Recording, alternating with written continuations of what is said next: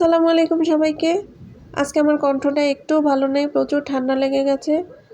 তো এটা ছিল হাজব্যান্ডের অফিসের একটা পার্টি। আমার বাসায় রান্নাবান্না হচ্ছিল আর আমরা দুজনে মিলে রান্নাগুলো করছিলাম।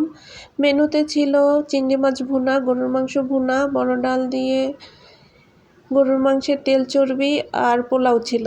তো আমি প্রথমেই মাছগুলোকে এভাবে কেটে ধুয়ে পরিষ্কার করে নিলাম, বড় ডালটাকেও ধুয়ে নিলাম।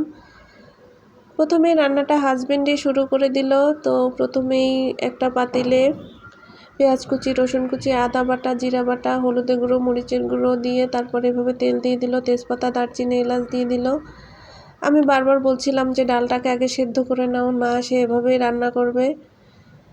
তো পুরুষ মানুষের রান্না তারা না করলেও তারা যেটা রান্না করে খুবই টেস্ট হয়। এই রান্নাগুলো খুবই মজা হয়েছিল, অফিসের সবাই খেয়ে খুব প্রশংসা করেছিল। বড় ডালটা এদিকে রান্না হচ্ছিল, অন্য পাশে আবার গরুর মাংস কষানো হচ্ছিল, এটাও হাজব্যান্ড করেছিল। এই দুটো রান্নাই সে করেছিল। আজকে আবার হঠাৎ করে আমাদের ছুটিও হয়ে যায়, আমাদের বিকাল 5টার মধ্যে বের হতে হবে বাসা থেকে। অলরেডি 3টা বেজে গেছে। তো হাজব্যান্ড লিভ কাট আনতে আবার অফিসে চলে যায় আর বাকি রান্নাটুকু আমি শেষ করে ফেলছিলাম।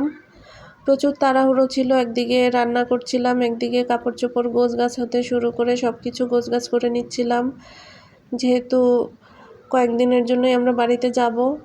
এদিকে আমি মাছগুলোকে ভেজে নিচ্ছিলাম আর মশলাগুলোকে পেঁয়াজ কুচি, রসুন কুচি সব কিছু দিয়ে কষিয়ে নিচ্ছিলাম।